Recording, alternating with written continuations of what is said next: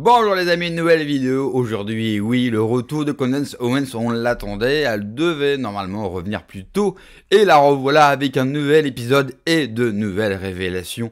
On finira par coincer le couple Macron. Juste avant de vous passer l'extrait, bien sûr, comme d'habitude, n'oubliez pas de vous abonner, le like, le commentaire, le partage et bien sûr, le pouce de la vidéo.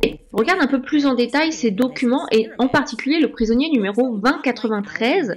Ce gars ressemble beaucoup. Ce gars qui a participé à cette expérience à notre petit gars disparu, non? Ça ressemble quand même hyper à Jean-Michel Trogneux. Et pour être honnête, je dois vous dire qu'au début, j'étais assez... J'y croyais pas trop, mon pourcentage sur le sujet était assez faible. Mais bon, je crois que dans le cadre de cette affaire, il est important d'exploiter toutes les informations qui sont apportées à notre connaissance et d'envisager toutes les options possibles. Donc j'ai dit ok, on va quand même faire quelques recherches sur le sujet. Et il y a 2 ou 3 trucs que j'aimerais que vous vous souveniez pendant que je vais vous raconter ce qui s'est passé ensuite. Bon, pour commencer, il est évident que Jean-Michel Trogneux a disparu pendant quasiment une décennie entière. Une décennie, les gars. Et nous savons de façon absolument factuelle, avec certitude, qu'il a été impliqué dans 2 ou 3 choses pendant ces années d'absence. Et des choses qu'il est important que vous gardiez à l'esprit. Premièrement, Brigitte, l'actuelle première dame, a déjà indiqué qu'elle était aux États-Unis et, je le mets entre guillemets, ce sont ses propos, a assisté à l'alunissage. Il est écrit dans cet article, mais j'étais là quand Armstrong a marché sur la Lune. Ok, donc là, ça implique quand même une histoire de la NASA. Gardez ça en tête. Deuxièmement, nous savons que Jean-Michel Trogneux était à l'école d'ingénieur. C'est de là que cette fameuse photo, qu'il a été extrêmement difficile d'ailleurs à Xavier Poussard de récupérer, c'est de là que cette photo vient. Ok, donc il y a un aspect de l'ingénierie. Il y a l'aspect de la NASA, l'aspect de l'ingénierie. Et enfin, nous savons factuellement que Jean-Michel Trogneux était dans l'armée. Donc ça nous donne le contexte militaire, l'alunissage, donc la NASA, et l'ingénierie. Restez concentrés les gars parce que ça va devenir vraiment intéressant. Donc on vous a parlé de ce message qu'on a reçu, et les gars, il y a un sosie vraiment très pour trait de JMT dans le documentaire sur une expérience de simulation en prison, une expérience qui s'est déroulée en 1971 sur le campus de l'université de Stanford. Et il y a 2 ou 3 choses qui ont immédiatement attiré mon attention. Commençons d'abord par le fait que Hulu, la chaîne, fasse un documentaire sur une expérience qui a eu lieu en 1971. Pourquoi? Ça vous semble pas un peu bizarre? C'est un peu aléatoire comme prise de décision, je sais pas, moi je trouve ça étrange. Donc j'ai décidé de creuser un petit peu plus loin. Et l'histoire raconte que cette expérience de la prison de Stanford a refait surface en fait, parce qu'un homme du nom de Thibault Le Texier, un Français, c'est intéressant, s'est soudainement extrêmement intéressé à cette expérience de 1971. Le Texier, pour être clair, n'est pas psychologue, il n'a pas de formation en psychologie. En réalité, il avait même jamais publié aucun livre avant de publier celui-ci, qui, pour une raison ou une autre, a quand même connu un grand succès. À la base, il était dans le monde des affaires, dans la gestion d'entreprise. Il avait d'ailleurs, à ce titre, publié plusieurs articles sur la gestion d'entreprise, business management, etc. Mais voilà que d'un coup, ce gars sort de nulle part, il décroche un contrat avec un éditeur pour publier un livre, il publie un livre pour démystifier cette expérience obscure, si vous êtes français, j'imagine que c'est comme ça qu'on l'appelle, une expérience obscure qui a eu lieu en 1971. Et à ce stade de l'explication, je crois qu'il est important pour moi de vous expliquer la définition de ce qu'est une intrusion restreinte. Cette expression, difficile à traduire en français, pardonnez-moi, cette expression, une intrusion restreinte, ce que ça signifie, ça se produit lorsque le gouvernement veut empêcher les citoyens d'enquêter sur un incident ou une affaire spécifique. C'est quand ils veulent vraiment que les citoyens cessent littéralement de poser des questions. Donc ce qu'ils essaient de faire, c'est de fabriquer comme un discours révélateur, du genre « Ah, on va vous dévoiler des choses que vous ne saviez pas auparavant. On va vous dire toute la vérité. » L'idée étant de faire croire au public qu'une personne aléatoirement choisie, indépendante, prise au hasard, s'est infiltrée dans le milieu en question et révèle au public tout ce que le public n'est pas censé savoir. On invite donc le public à rentrer dans le secret. Et là, d'un coup, oh mon Dieu, mais attends, on rentre vraiment dans l'histoire, c'est tellement détaillé, ils nous disent vraiment tout. Du coup, moi, en tant que citoyen, avec toutes les informations qui me sont données et qui ont l'air tellement probantes et factuelles, je n'ai plus besoin d'enquêter moi-même, parce que heureusement, nous avons ce gars-là qui a fait une enquête, qui a sorti un livre, qui a fait un reportage pour le faire pour nous. C'est exactement ce qui s'est passé avec les meurtres de Charles Manson. Vous vous souvenez, le procureur général dans cette affaire, Vincent Bugliosi, il a écrit le livre officiel Helter Skelter, qui à l'époque a été un véritable best-seller d'ailleurs. Et forcément, tout le public a cru qu'il leur livrait un récit tellement bien détaillé, quelque chose d'inédit, sur qui, sur quoi, du quand, du où, du pourquoi, du comment, et donc personne d'autre n'avait besoin de chercher. Et parce que ce gars, de toute évidence, connaissait toute l'histoire. Sauf que, en vrai, il a menti. Il a menti sur à peu près tout, d'ailleurs.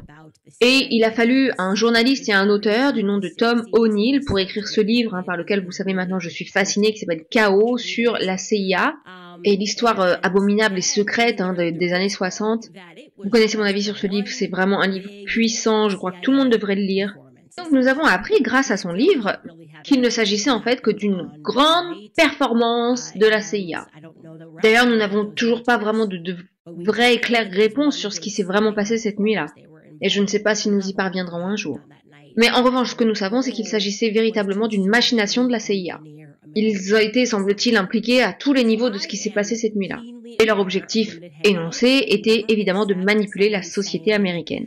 Donc, je suis parfaitement consciente des limites de ce processus que je viens de vous expliquer. Je n'accepte pas vraiment quand on nous vend l'histoire de quelqu'un qui sort de nulle part pour nous démystifier officiellement quelque chose. Je suis quelqu'un qui a besoin de faire l'enquête moi-même. Donc bref, pour en revenir à notre histoire, ce gars-là, ce français, Thibault Le Texier, raconte l'histoire, et je rappelle, il n'a aucune formation en psychologie. La seule chose pour laquelle on le connaissait, c'était sa faculté à gérer les entreprises. Il raconte qu'un jour, il a regardé une conférence TED en 2013, où Philippe Zimbardo, vous savez, ce psychologue de Stanford qui a mené l'expérience, donc il raconte qu'en fait, il a regardé cette conférence TED avec ce gars-là et qu'il est devenu tout de suite complètement obsédé par cette expérience. Qui raconte qu'au début, il voulait d'abord en faire comme un court-métrage, mais pendant des années, ça a un peu traîné, ça a été laborieux, c'était compliqué, ça n'a pas fonctionné. Bref, voici en tout cas un extrait de lui en train d'expliquer dans un récent documentaire, donc paru sur Hulu, comment il s'est retrouvé en quelque sorte impliqué dans toute cette affaire. Écoutez-le. Au cours des 50 dernières années qui ont suivi l'expérience, personne n'avait mené de recherche aussi approfondie que vous. Oui, tout a commencé comme un projet parallèle. Je faisais des petits films amateurs, et j'ai tout d'un coup découvert l'expérience de la prison de Stanford. Effectivement, j'en avais déjà entendu parler, mais je l'avais jamais vraiment creusé. J'ai donc décidé de financer un voyage à Stanford pour parcourir les archives, parce que je voulais en faire un film. Ok, donc il raconte qu'il a passé une semaine à Stanford, à fouiller dans les archives, etc. Encore une fois, il s'agit d'une grande histoire de démystification sur un sujet. Il raconte que c'était pas vraiment l'objectif de l'expérience et que ce Philippe Zimbardo a tout simplement menti. Donc ça met le public en confiance et on se dit, finalement il est en train de dire la vérité. Parce qu'il est vrai que Philippe Zimbardo a menti, il a dit beaucoup de mensonges sur le déroulement de cette expérience. Et j'ai pour ma part téléchargé le livre de ce gars, Thibault, dans lequel effectivement il répète à plusieurs reprises qu'il essayait de faire un film basé sur cette expérience. Et que ça n'a pas fonctionné, et donc soudain, il a changé d'avis, il a dit, vous savez quoi, je vais juste en faire un livre. Et voilà, dim dam dum, quelqu'un lui a juste proposé un contrat d'édition. Sauf que moi je sais comment fonctionne le business de l'édition et ça fonctionne vraiment pas du tout comme ça. On peut pas juste être quelqu'un comme ça de lambda qui est un gestionnaire d'entreprise, se pointer quelque part en disant, salut, voilà j'ai une super idée, je vais écrire un livre, j'ai étudié cette affaire. Il faut vraiment que vous me donniez un contrat d'édition. Dans ce milieu-là, ça fonctionne pas comme ça. Il faut vraiment être quelqu'un pour décrocher ce type de contrat. Quelqu'un comme, j'en sais rien moi, Jordan Peterson, qui dirait ok, cette expérience est vraiment importante, j'aimerais en faire un livre. Et boum, ils acceptent. Pourquoi? Tout simplement parce que l'objectif d'un éditeur, c'est de gagner de l'argent. Ils veulent se faire de l'argent. Toi, mon gars, il y a personne qui te connaît, personne sait qui tu es. Pourquoi est-ce qu'on ferait de ça un sujet ici en France? Genre ressortir un truc de l'expérience de Stanford d'il y a 50 ans qui concerne les Américains ici en France et qu'un gars qui est pas connu. Je suis désolée, ton projet, mon gars, ça tient pas la route. Je suis pas convaincue en tant qu'éditeur. Bref, on saura jamais vraiment comment le gars a eu le contrat. Le fait est que Le Texier publie ensuite ce livre. Cette sorte de démystification officielle. Le livre s'appelle Enquête sur l'expérience de la prison de Stanford. Et en baseline, l'histoire d'un mensonge. Et ce qui est intéressant au passage de soulever, c'est qu'il publie ce livre en mars 2018, ce qui est exactement la période à laquelle Emmanuel Macron est investi au Palais de l'Élysée aux côtés de Brigitte Macron. Pas une blague. Bon, ok, donc j'imagine que ça nous fait un point intéressant. Et comme je vous l'ai dit, quand j'ai téléchargé ce livre, mon intérêt était un petit peu piqué, notamment par sa page de remerciements. Traditionnellement, sur cette section, on est quand même censé remercier les personnes qui ont contribué d'une façon ou d'une autre à la rédaction du livre. Et évidemment, il le fait sur cette page. Il remercie notamment les prisonniers qui ont contribué à son enquête. Il remercie également les personnes qui ont publié son livre. Il remercie certains documentaristes. Il remercie aussi quelqu'un d'autre, et c'est là que ça a attiré mon attention, quelqu'un d'autre qui porte le même nom de famille que lui, Le Texier. Il s'agit d'une femme qui s'appelle Raymonde Le Texier. Et comme évidemment vous l'avez compris maintenant, je ne me contente pas de me mêler de mes propres affaires. Je me suis tout de suite demandé, tiens, c'est qui ça? Est-ce que c'est ta petite maman? Et bien sûr, je ne fais qu'une supposition, j'imagine qu'il doit y avoir plusieurs personnes qui portent exactement ce même nom en France. Ça doit être un nom très populaire en France, Le Texier. Mais ce qui est intéressant, c'est de voir que cette Raymonde Le Texier était en fait une ancienne sénatrice en France, une sénatrice du Parti Socialiste qui a travaillé aux côtés d'Emmanuel Macron. Parce que, souvenez-vous, il était, avant de fonder son propre parti En Marche, il était membre et ministre du Parti Socialiste.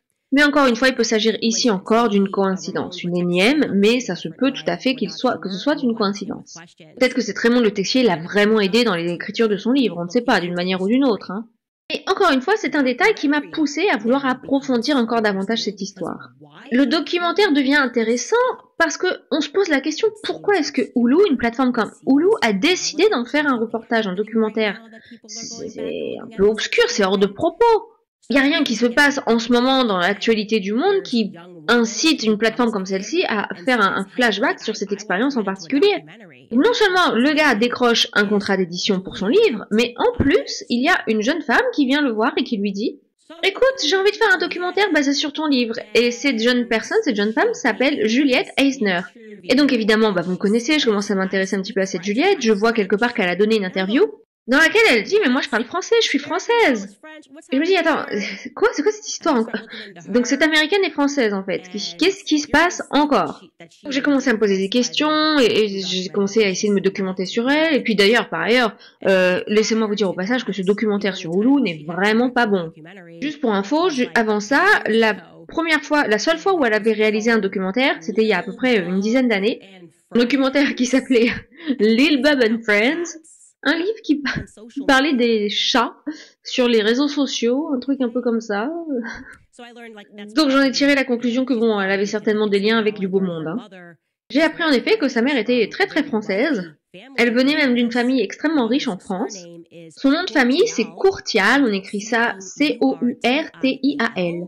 Et franchement c'est peut-être une autre coïncidence, mais voilà qu'il se trouve qu'il y a ce gars qui s'appelle Édouard Courtiel, qui est sénateur de ce même département, le département de l'Oise, où était sénatrice cette femme, Raymonde Le Texier. Donc je me suis dit, ok, donc ce Édouard Courtial, Skyler d'ailleurs, est-ce que tu peux vérifier si c'est la bonne photo, s'assurer que c'est le bon gars qu'on a montré à l'image? Ah ok, il a pris un petit coup de vieux. Ok, parce qu'il a vraiment l'air, bon, c'est pas la même tête quoi, bref. Très différente de sa photo Wikipédia. Oh ouais, voilà. Très différente de sa photo de Wikipédia. Bref. Donc bref, tout ça, ça me fait poser la question, pourquoi la France s'intéresse-t-elle autant à cette expérience? Donc, on a des photos d'un garçon qui ressemblerait beaucoup à Jean-Michel Trogneux. On apprend aussi que les personnes mêlées à cette expérience, dont on soupçonne, bien sûr, Jean-Michel Trogneux d'y avoir participé, et donc peut-être Brigitte Macron, ce qui pourrait bien sûr expliquer la suite, expliquer notamment ce qui s'est passé, ce qu'elle a fait à Emmanuel Macron. Et on retrouve bien sûr toutes ces personnes-là en France. Ces personnes-là en France arrivent à publier des livres, décrochent des contrats. L'univers autour de Macron sent la pourriture et sent le soufre. La Macronie n'est d'autre qu'une grande manipulation et une cooptation d'intérêts où tout le monde en fait se rend des services sur le dos de la France et des Français. J'espère qu'elle aura une fin, mais je me fais pas trop d'illusions. Je pense qu'on en a encore pour 2 ans avec Emmanuel Macron. On ne sait jamais. J'espère aussi que mes compatriotes vont peut-être se lâcher un petit peu plus dans les rues de France et de Navarre pour faire tomber ce système. J'espère aussi qu'on en apprendra encore plus. Bien sûr, l'épisode de Candace Owens continue. Je vous ai mis qu'un long extrait, beaucoup plus long que d'habitude. Je vous mettrai le lien, bien sûr, de l'épisode en commentaire épinglé. Et pour tous ceux qui se plaignent que je reprenne des vidéos de Marie Vendini, c'est la seule qui traduit en français. Donc c'est la seule dont j'ai l'épisode sur Internet en français. Donc oui, elle n'est pas parfaite par rapport à ses opinions politiques. Et ses opinions politiques vous dérange. Moi j'ai besoin d'avoir l'extrait traduit en français pour pouvoir incruster bien sûr l'extrait et que ce soit le plus facile pour vous de le suivre. Donc juste pour ça, eh bien je la remercie pour son travail. Merci d'avoir regardé cette vidéo. N'oubliez pas le pouce en l'air, l'abonnement, le partage, le bouffe. Vous connaissez la musique. Prenez soin de vous. Que Dieu vous protège. Ciao.